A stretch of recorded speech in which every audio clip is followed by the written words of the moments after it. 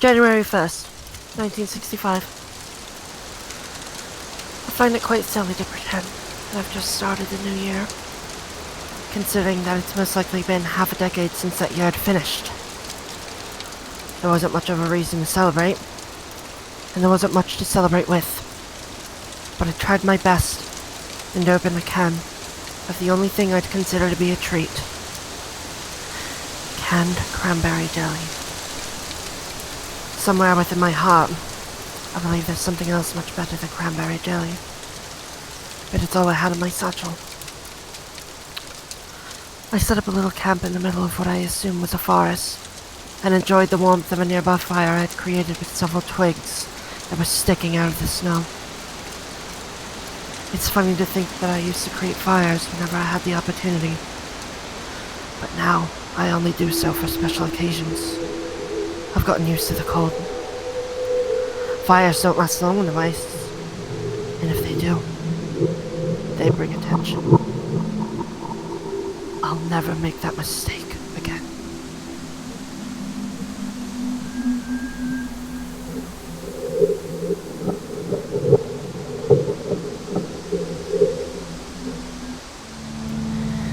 Shortly after my little celebration, I continued to brave the wilderness.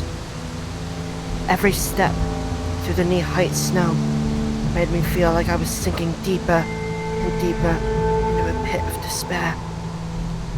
I'd finally felt a form of hope after finding the book that I'm currently documenting my travels in, since it's the first real form of entertainment I've gotten in years. Most pieces of paper have been used to ignite simple fires, so paper is relatively valuable. As I advanced through the snow, the feeling wouldn't shake. It was almost like a little voice in the back of my head was telling me that my excitement was unprecedented, that there was no purpose in being happy over a simple book. Soon enough, I'd found myself in a small town. My stomach twisted and writhed like a worm plucked from beneath a log in the summertime. I've grown to fear anything that resembles the building, especially an intact one. I watched as a doe emerged from a storefront. It looked like it was once a general store. The logo was so damaged from frost that I could barely read anything. The doe's thin legs trembled as they planted themselves in front of one another, every step leery of an impending doom. To have the grace of a doe, I thought to myself, to be so silent, so elegant, so untouched by humanity's destruction. A foolish thought, I know, for the irony would soon reveal itself. She turned her head to the side after hearing the crunch of the snow beneath my boot, revealing a garden of growths which had rooted themselves deep within her face. It looked like lumps of coal had been glued to her fur, stuffed within her eye, poking from her throat. But I knew the truth. They were deformities. Deformities from the nuclear radiation that evaporated deep within her bones. After realizing the lack of any threat, the doe continued to march through the snow, her twig-like legs sticking out of the branches I'd used hours earlier to create a fire. She was so beautiful. So beautiful, despite the blight that covered her face. Shortly afterward, I'd entered the same building that she exited. It was difficult to see, but the constant bluish hue that followed the constant clouds constantly followed me. Rows upon rows of records sat in front of me, though it was difficult to see. This was no general store. It was a record shop. Frost had clenched onto the record sleeves, rooting the records in place. I couldn't have taken the records if I wanted. I was too hungry to pull them out of the ice. Since the doe found the building safe enough to enter, I too decided to stay. I went into one of the dark back rooms, and I pulled out my large blanket and wrapped myself up. This is where I started to write after lighting my little lantern. I can recall, just like yesterday, when I was only a girl. It was just like now, only my hands were much smaller, and my worries were much more juvenile. That's not to say that I was void of any perturbation, or rather that my anxieties were, well, quite frankly, less important.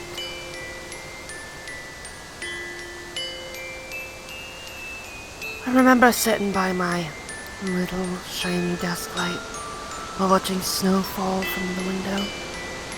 My poor handwriting scribbled across all of the paper I'd taken from school. The cul-de-sac I'd lived in was dead asleep, but I was wide awake. Santa needed to know what I'd wanted under the Christmas tree. So I'd taken the catalog from the local toy store and circled many, many toys that I'd love to get before stapling it together with the paper from the school. It was a note to Saint Nick himself. But now, I find myself breathing in the chilled air from around me, using all of my body heat to keep myself warm by trapping it within a blanket. The lantern I've been using to write barely illuminates the ink on the paper in front of me, but I don't mind. Despite the clouds of frosted breath bellowing from my nostrils, I must admit, this is one of the warmest places I've had to sleep in recently.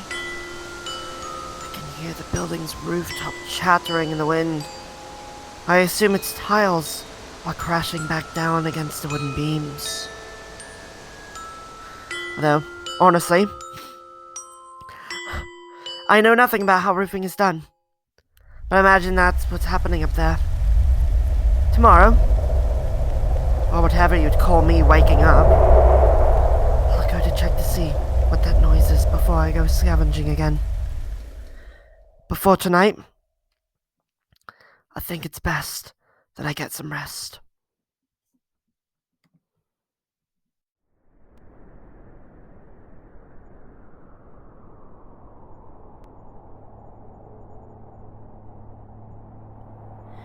January 2nd, 1965.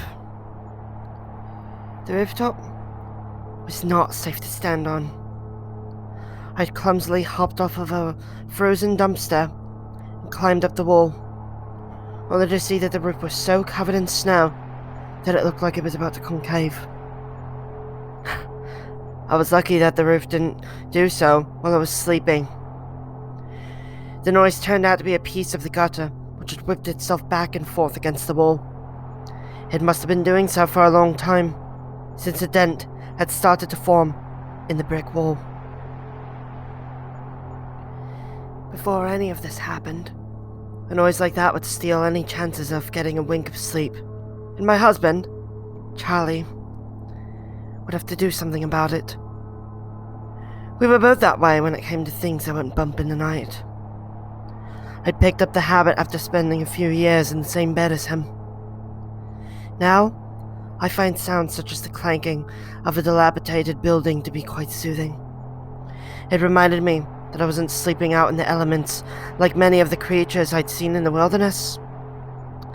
Even when I'd slept out there in a tent, the sounds of the wailing wind and its orchestra of slain trees comforted me more than the fire. Today was a day like many others. I walked across the frigid carcass of the earth as the blue shadows surrounded me. The little town that I'd rested in was bare of anything useful, aside from a newspaper clipping. Every time I'd see one, it felt just like before. Honey, look at this. Charlie would say before planting a kiss on my forehead. "Look what the Soviets are doing now." I heard Charlie speak to me as I bent down to pick up the shredded newspaper clipping. I swear to you, when I say that I felt his warm embrace from behind me as I did so, the smell of roasted coffee in the air. I've typed the newspaper clipping right below. The rest of the news was probably burnt in a fire.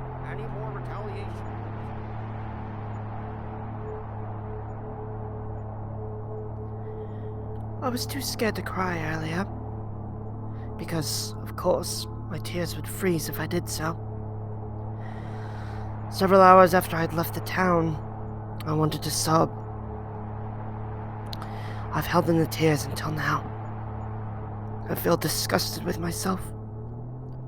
Not only because of the fact that I haven't had the water to shower in several months, or because of the pain of frostbite in my non-existent toes, but rather a fact that's become too normal to me.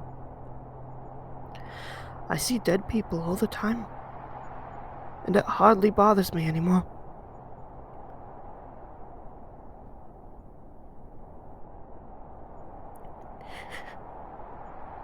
I saw a pale hand sticking out of the snow. All of the fingers had turned to a black, leathery texture that looked to be pointing at something in the distance. There was nothing around the body. It looked like a frosty desert. All that was around the body was a person's clothes. They were thrown all around. Possibly a reaction to freezing to death. The face that was buried beneath the ice and snow. Oh my God, his jaw was so wide open. It looked like someone had taken a crowbar and ripped his jaw from his skull. Both of his eyes had rolled back into his frosty head, snow embedded between his eyes and his eyelids. The blood vessels hadn't lost their color, but the irises and pupils did. All I could ponder was the thought of what this man could have possibly thought in his last few minutes. Was he scared? Did he accept his fate? I'll never know. The rest of the day wasn't eventful. I found an old pickup truck and placed the top over top of the back before wrapping myself up there, where I'm writing currently. My stomach feels like it's imploding. It's eating away at itself, eating at the fat that I still have left. My body, it's eating itself every day, every second of the day. It's sad to think that if my body had eaten itself like this earlier in my life, I would have been proud.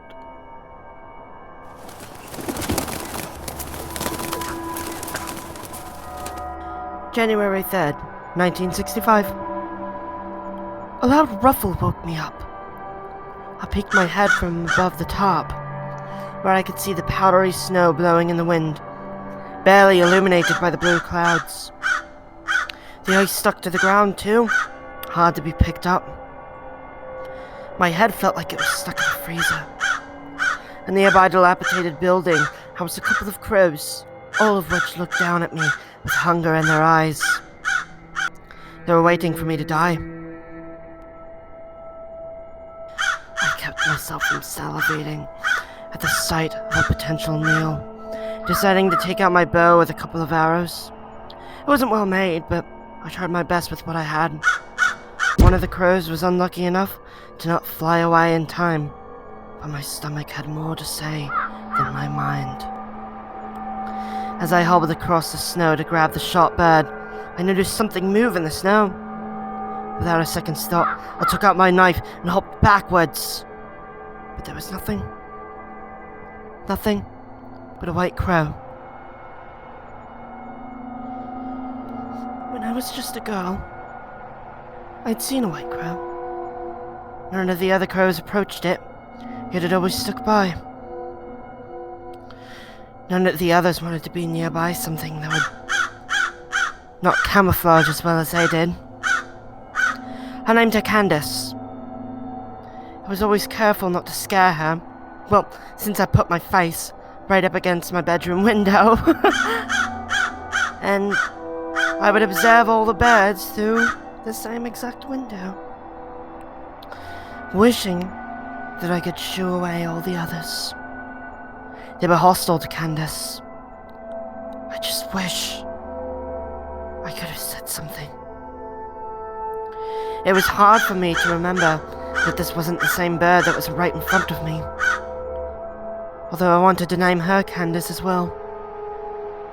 I wish the two could have met.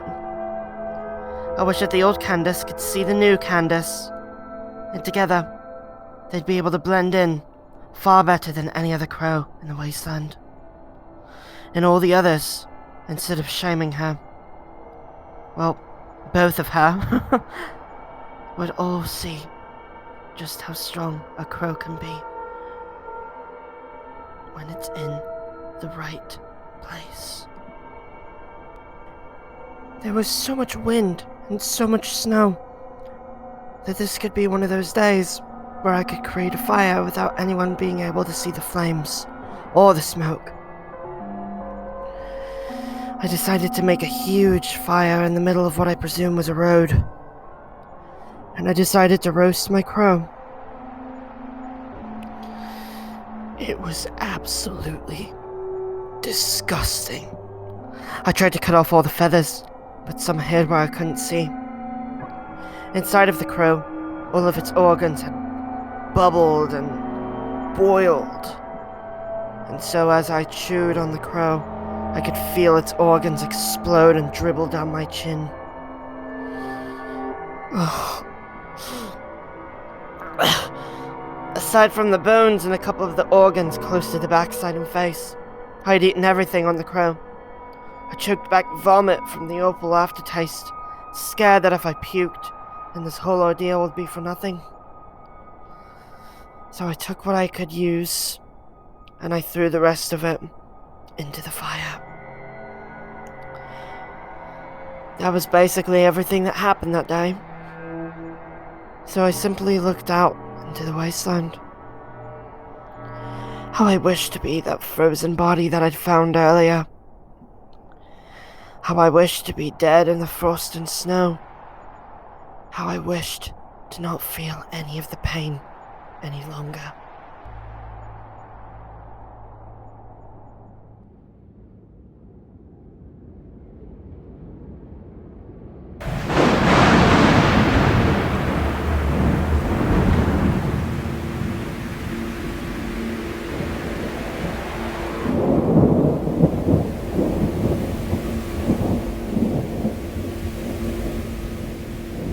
January 4th, 1965. I've messed up. I messed up really bad. There are footprints near my camp, and the fire I used to cook the crow is still going. There's shoe prints, not mine either. They're not mine. They're someone else's. The print isn't the same as mine. My prints have been covered by the wind and snow. None of my belongings appear to be gone, but that doesn't rule out the possibility of danger. I see him. I see him. He's right there. He's right outside of my camp. And I don't know what to do. I don't know what to do.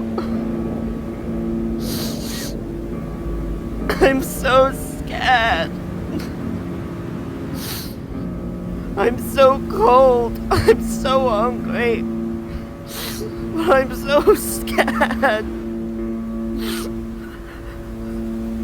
I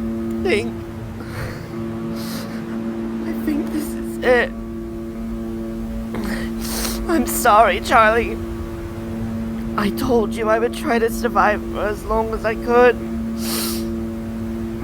You told me the same. But neither of us could keep our promise. I'm sorry. I'm so sorry.